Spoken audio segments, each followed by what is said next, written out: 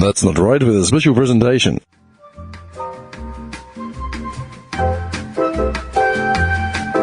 Hey, it's Dim.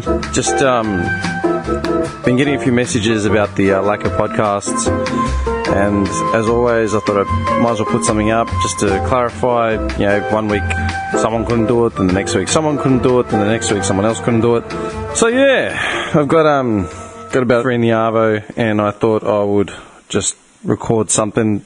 It's been a sort of shit not being able to do these podcasts because a lot has actually been going on.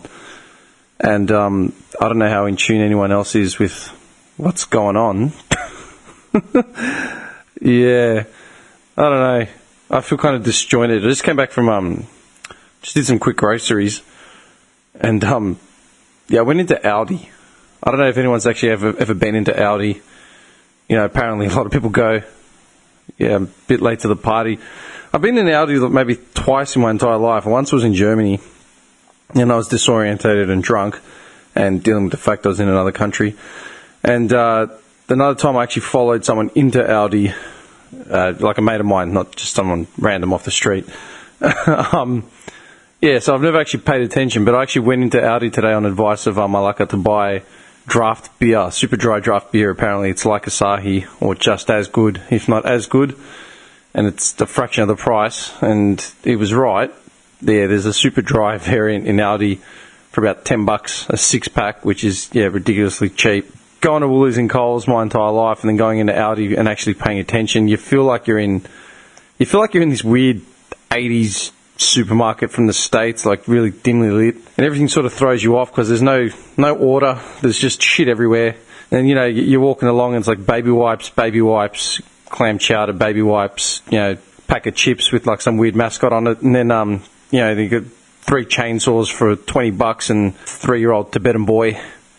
But I think the best part outside of the booze, like in the booze section, was there was a bottle. I was on the phone with Michael. I was like raving about the Asahi like beer, Asahi-san. Yeah, but there was a bottle of bourbon sitting next to the Jim Beam white bottle of bourbon, and it was called Bluegrass Kentucky Bourbon, and it just looks exactly the same, white label, black, ye old friggin' Texan whatever lettering, and it was about $6 cheaper than the average bottle of Jim Beam white. And I said to Mike on the phone, I go, man, this shit looks like the stuff that Axl Rose would have been drinking in the downtime of Guns N' Roses.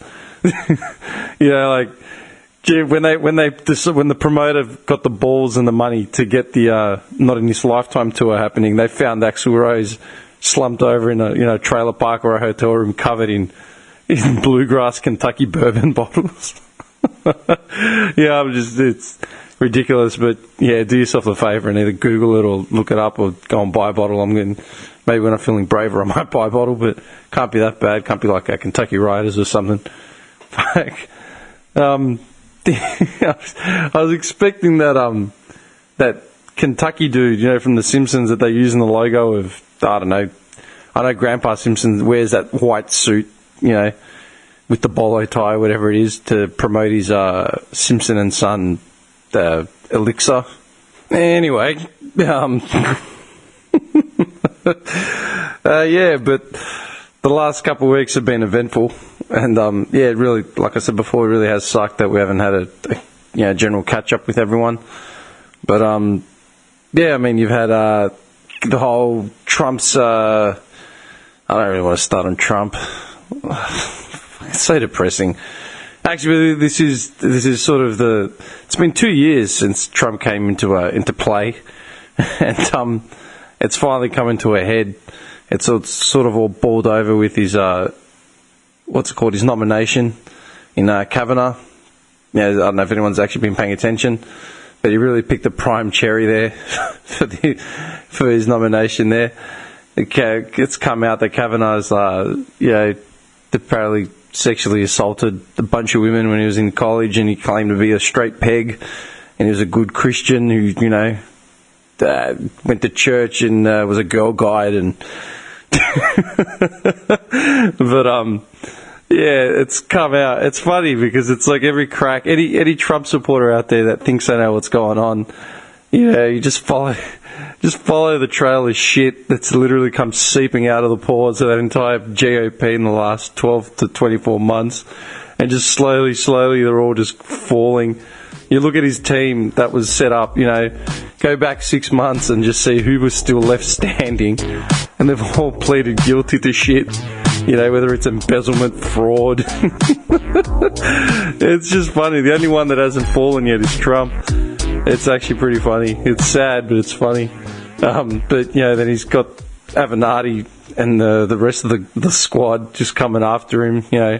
He's lied about paying off a porn star, then he lied about the lying, and then his lawyer was lying about lying for lying. It's really funny. Like, if you just watch, even a Jake Tapper or even Colbert, they do a nice little wrap-up, or Seth Meyers even. These are comedians, but, they're not left or right. They just look at what's actually happening, and then they whittle it down, and it's just hilarious. Like, he actually hasn't done shit. And then the only person he's actually praised in the last 6 months, the only person who's just had a positive word to say anything about it was Kim Jong-un. I don't know. Oh, fuck Trump. I can't be bothered. Yeah, it's I don't know what to tell you. There's all types of shit going on. We had the granny. I don't know for anyone watching the footy at all, especially in Melbourne or whatever. Most poxy ass granny ever. That's in the grand final series, but the grand final itself was pretty good. I really, as a Carlton supporter, it was really hard to pick a team. I didn't care for Collingwood to win it, and I really just wanted Bucks to do it for all the shit that he's copped over the last couple, years of his coaching tenure. Every year, he wins 2, and they think they're ready for the flag, and then he loses 2 in a row, and they're calling for him to be sacked. I mean, I think Collingwood supporters are more fickle than Carlton supporters. But having said that, he did get them to the granny, so that says something. You can't exactly sack the bloke on that. Unless you're Carlton, you sack your coach after he gets you to a prelim. Oh, Christ, they're terrible. I don't know. I've been I've had to bail from even setting up a podcast over the last couple of weeks because of I'd mentioned that I'd gone back to doing early sort of shifts, so my body clock's still out of whack, and then just trying to get everything in order and blah blah blah blah blah. So that's been kind of hard. Yesterday was it yesterday? I don't even know. What day is it today? Friday. That was 2 days ago. Was it 2 days ago? Yeah, I was driving. Yeah, it was 2 days ago. I had an hour to myself, so I went and got some ink done. I don't know how, but I was driving along, and I've seen this bloke. I had a mini meltdown over the last week because I bought a jacket not that long ago. It's just a cheap jacket, it's, I don't know, $670 this Adidas thing. And I was positive I'd lent it to a mate, and then I was waiting for an Uber on the day of the granny. Full circle by myself. I've been, talking fucking 5 seconds, I don't even know. I thought I'd lent it, and I was waiting for the Uber to get to my house, and just as it's rocked up, I said, you know what, I'm going to put on the jacket, And I've gotten up to grab it. It wasn't in the cupboard, and sort of hit panic stations and went, where the hell is it? And I said, fuck it, I'm running late, so I forgot about it. And then when I got home, I went on like a mad search. I was half, washed up on beers, and I went on a mad search over the next 24 hours to find this damn thing. And I couldn't find it. So I started retracing the steps, checking my car 1,000 times like it magically appeared under a seat. Couldn't find it, retraced to the point where I actually called a venue up where I thought I may have been wearing it, a week ago or whatever. Called up a mate that, I was positive I'd lent it to, and, said, keep looking. And, that really set me into a spin, mostly because I'm chastising myself because I'm an idiot, and I shouldn't be wasting money like that, but then, I'm going to might have gone run out and get more ink. But, I realised that actual jacket had been discontinued, so I couldn't actually buy another one. And it really put me into a shit spin to the point where when I was cleaning up, I was looking up through the cupboard looking for shit, looking through the cupboard to find it. I couldn't find it, but all I could find was all this shit that had been sitting in there for years that I hadn't worn. And I'm usually pretty good, with getting rid of stuff that I don't wear, to give to the needy or whatever. to donate it. So I got angry with myself because I'm like, why am I holding on to this crap that, I don't wear and someone could be using it and what's wrong with me? And I sort of said to myself, look at you, you idiot. You're being so petty and, you're being so materialistic. It's just a fucking jacket. You should be helping other people. So, like, as a madman, like, I did some spring cleaning and just filled 2 garbage bags, 1 garbage bag worth of clothes, to donate. I felt really proud. And as I was driving to get this ink done, I was sat at the lights, and there's a bloke, he's just passed me, like, he's walking across, completely nonchalant, like, out of it. I'll never forget his face, man. He looked like a poor man's, what's his name? From Megadeth? Dave Mustaine. He looked like a poor man's Dave Mustaine. He had a camo backpack and, like a hoodie or whatever, long hair, like hood pulled on. I had the windows down, man. I was wearing a singlet. Yeah, he was walking along and he was drinking like a Jimmy can. And he's like tipping it into his mouth like a Jim Beam Black, just like guzzling this can as he's walking along like a main road at the lights. But that wasn't even the funny part. The funny part was his leg. His jeans had been, on one leg, had been torn to shreds from like the knee down. And I said, shit, okay, did he get mauled by a dog or something? And then as he's sort of gone past me, I've seen a bit more, and he's had these black like teeth marks on his calf.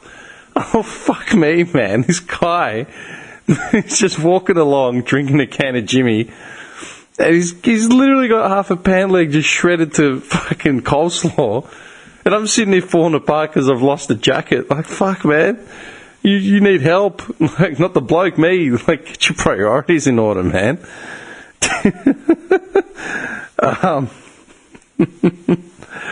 I don't know. Shit's going all over the joint. There really isn't much more to say. I mean, I like anyone that listens to this shit knows that I don't like talking to myself. I don't know, that whole thing, the jacket and the guy with the leg and all that really put shit into perspective. Yeah, you know what fucking pisses me off? This pissed me off. I was at Woolies again, and they had, what's it called? I was in line, and this fucking woman was in front of me, man. She had like a bag of kibble and like 80 packets of chocolate ice cream and God knows what else, man. It was meant to be express. I normally don't get shit about that, but I was literally holding 1 chicken breast and some anchovies, and some Caesar salad sauce in a bottle, and like that was it. Yeah, they look at you and it's like, oh, you're making chicken Caesar salad, are you? It's like, no, I'm making tacos. But I'm just sitting there waiting for the kibble. I'm just looking around, trying not to get flustered. And there was a sign on the register thing. It said, don't buy a wreath or a fucking, I don't know what. Buy something to donate to the drought fund. Yeah, they've got a drought fund for the farmers that are going through drought. And I thought, that is so fucking rich, man. Like, a couple years ago, all the big supermarkets basically joined hands and said, lower your fucking prices because we're going to stop buying shit from you.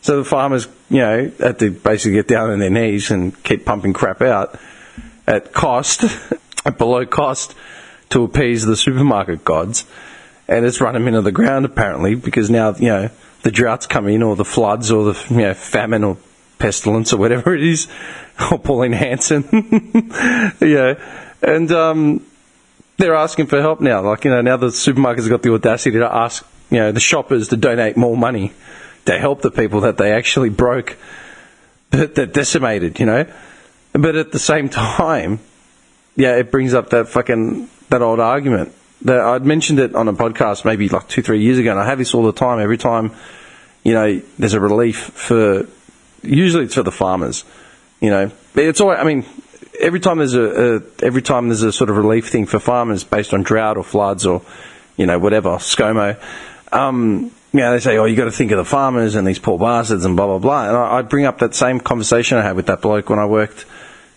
back in the day. I was a lot younger, so, I generally would shoot my mouth off a lot more. And I said, well, why can't they get another job, And And I said, what do you mean? I said, well, why don't these farmers just find another source of income? It's like, oh, you can't do that because, you can't say that because that's all they know. It's 4 generations. I said, yeah, but big fuck. Like, and I remember bringing up my old man as an example. Okay, he's a butcher. Okay, he's worked in shops his entire life, but not only all the little butcher shops getting shut out now because the supermarkets are buying dirt cheap meat, and then people can't afford to sustain shops. Okay, so what's the old man going to do if, shop goes bust and he has to, they say that's it. Okay, is anyone going to donate to him? It's like, oh, it's not the same thing, blah, blah, blah, he can just get another job. It's like, yeah, but then the fucking farmers can get another job. It's a big argument, and I usually get, not criticised, it's when I bring up people usually generally fly off and start attacking me for it, saying, I'm very not self-absorbed, but just, I don't have any sympathy to the farmers, and, they live out in the country and blah, blah, blah. It's like, well, hang on, man. Number one, they live out in the fucking country. Every country town's a metropolis now, You go to Mildura and fucking skyscrapers over the border of Baronga. But, and that's the thing. I've got family in agriculture, and I remember going up 10 years ago with my uncle, I'd be visiting my uncle or whatever, and we'd be driving around with the old plots of vineyards and stuff where, and I said, where the hell is everything? It says, people can't afford to maintain them anymore, so they're selling up and, either selling up for real estate or open up other sort of businesses or something, or leaving. And, I was saying this the other day. I had the same conversations been sort of floating around, and I said, these farmers are sitting on land they could easily just sell. I go, ultimately, it feels like we're just paying for them to maintain an income doing what they want to do. It's like, well, that's all they know. It's like, yeah, but, same argument again. All my old man knows is to be a butcher. I go, if I become unemployed, why would I be considered employable? Because, I live in Melbourne. I've been trying to get a job doing what I want to be doing for years, and I can't. That's why I'm in warehouses. I don't do logistics because I love it. I do it because it was available. And then, you got to remember, I had someone say to me the other day, farmers, there are no poor farmers because, you think about it. People make an investment like a career or whatever, and they consider, when you look at the career itself, or, not even a career, a job, because there's a big difference between a job and a career. This is what white-collar people don't understand, the difference between a job and a career. You look at a job, people offer me jobs. I got offered a job, for example, a job on the other side of town at a mate's warehouse running it. And I said, what are you going to pay me? And he gave me a number, and I said, mate, you going to give me a company car and credit card for fuel as well? He said, no, you nuts. I go, all right, so I've got to travel minimum hour and 20 each way every day to do the same job I'm doing now. So people will give up a job because it's not economically feasible anymore. Something changes, so it's like, well, stuff it. I'm earning $50 an hour, $50 a week less or whatever, and can't maintain it. In order to maintain an agricultural farm, or livestock or whatever, that's a big investment. So you don't just do it for a year and say, I can't do it. Like you forecast, droughts, extra GST or whatever else they want to bring in. I go, all these things, they're variables you consider when starting a business. So if you've got the land, it's pretty well established. Like you didn't just buy it and then stop after 10 weeks, to your first grains that are going to be produced or your first livestock, your first calf that you can slaughter and send out. It doesn't come for another year. So these are all things that you look at. And, a friend of mine, a relative or whatever, said to me, we shouldn't be paying for bad businessmen. There are no poor farmers. People talk about the farmers, and usually it's the pollies that do it. They've neglected tariffs that decimate all the agriculture in Australia. Well, 10 years ago, you had people in Mildura that couldn't afford to grow oranges anymore to the Australian public, but they were exporting them out to China and Japan. Go to Japan and buy one of our oranges, and they cost, gold bullion coin. But we're bringing in garlic from Spain and Mexico because it's cheaper. Anyway, I'm rambling. But, that's the problem. People, especially in the city, that have no idea, they get all nostalgic. Like every farmer out there is, old Leslie, with the Akubra, standing on a bale of hay, shirtless with like grandson and great-grandson all taking on the family trade. It's fine if, Leslie was a man of the earth, but then you've got, Leslie the Third, who's an ice junkie, spends all his weekends in Ballarat. So that's the problem, I guarantee you if you start describing the old farmers out, past Oyen or, I don't even know, man, like name some regional Victorian town with farmland. I bet you, but if you started describing them as, good old Tran Long, who's planting cauliflower and potatoes, they wouldn't give two shits about it. They'd look at him like he was a triad and he was definitely running cocaine rings. Look, we are inherently racist in this country, and I can guarantee you that's another thing that aids this whole help the farmers shit. I'm telling you, no one's picturing poor Tran Long out there, starving. Everyone's picturing Leslie with the Akubra.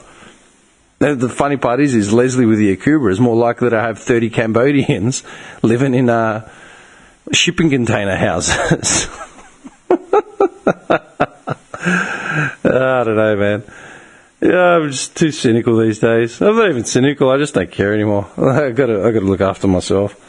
But yeah, I don't know. This country's gone astray. I remember you probably would have read about the what's it called? The shark attacks. Another shark up north apparently nibbled on some kid swimming around too fucking deep. So what did they do? They retaliated by destroying 2 tiger sharks. But I remember watching the news report on it, and the audacity of the reporter, we're not quite sure if these sharks were involved in the attack, but they've been destroyed. What the fuck, man? In other words, so like our prejudices and our, ethnic cleansing ways are sort of just leaning towards the sharks now, like towards animals. It's one thing if you're walking down Dandenong and, the radio blares out that, 2 men of African descent were seen, illegally entering a milk bar after hours, and then all of a sudden half a dozen black guys get beaten. Like that's standard. We can deal with that.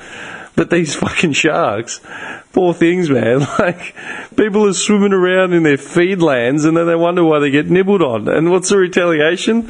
They go out and kill 2 sharks that were seen in the vicinity. Like, we got them. What's that going to do? Like, ward off the rest of the sharks? And one of them turns around. It's like, what happened to Bob? Fucking Bob. It makes no sense. They're blind, man. And they'll come up with some other theory. The sharks there'll be one. That's the madness of it as well. People are so fucking bored in this country because we don't pay attention to anything, and we're just all, mechanical. People are so fucking bored. There'll be a group of protesters protecting the sharks. They're free animals, blah, blah, blah. Then there'll be another group of protesters saying these sharks are animals, they need to be killed. It's like, well, yeah, they are animals, and then there'll be another group of counter-protesters, and they'll be saying shit like these sharks have been tormented for years, they've got PTSD or something. We need to analyse them before. I don't know, man, I'm fucking rambling. You know what, I think people need to be better educated as far as considering we're so proud of the flora and fauna on this land. People need to be better educated about that sort of stuff. I used to get into arguments with people over hunting and things. They're like, oh, it's cruelty, blah, blah, blah. And, I bring up the argument about the rabbits, being pests, and it costs too much money to manage, feral animals on a farmer's property that are destroying crops. And it's like, well, they should never have been brought here. It's like, yeah, well, you can't deal with, what the pilgrims and the convicts did, 200 years ago, but you can deal with what the effect is right now and then work backwards if you want to start there. While you're at it, you can ask the local indigenous tribes how they feel about it as well. Yeah, but we don't right every wrong. We just right the rights that make sense for the white. And that's right. Anyway, but yeah, I think kids would be better off kids would be a lot better off getting taught about that sort of shit in school. Like even with the roos, overpopulating up north, and then they sent the Marines up there to exterminate them. There's another fucking irony. The roos have overpopulated some island up north, so they send in literally rangers and Marines to clean them up ethically and effectively. But then you've got, a wannabe terrorist holding half a dozen people at hostage, and we stand around with TV cameras and just wait. Fucking hell, man. This country's fucked. I get angry when the world sort of makes fun of us as being bumpkins and yokels, or, inherently racist, and like the Serena Williams thing. It's like, you know what? We're racist, but we're not racist because of that. That's a joke. Yeah, it's getting harder and harder to justify being Australian. Okay. I think I'm done. I think I'm done. I don't know. We don't want it. There really isn't much more going on. I thought there's actually more that's happened in the last couple of weeks, but there really hasn't. Unless you get that bombshell. What was it I was reading about today? The Bachelor back in the news. I think my selective hearing is really starting to work, and I'm just starting to fall deeper and deeper into a hole where I'm not paying attention to mainstream TV anymore, and footy's gone as well, so there's no point. But yeah, this last Bachelor season completely bypassed me. I had that guy from the Jock ads with the Mo. I don't know who he is. He's a footy player. He's a footy player, but I don't actually know anything about his career. But there was a big meltdown because he cheated, and not literally cheated on anyone. But there was 2 women left at the end, and he didn't pick any of them because he wasn't feeling it. And everyone's gone into meltdown because he didn't give them a finale that they wanted. They're forcing people to pair off now, and be miserable. And I asked the question, how many of these fucking Bachelor and Bachelorette hookups have ever lasted? I can't think of any. Sophie Monk married that old fart with the helicopter, jammed him for a bit, and then they broke up. Well done.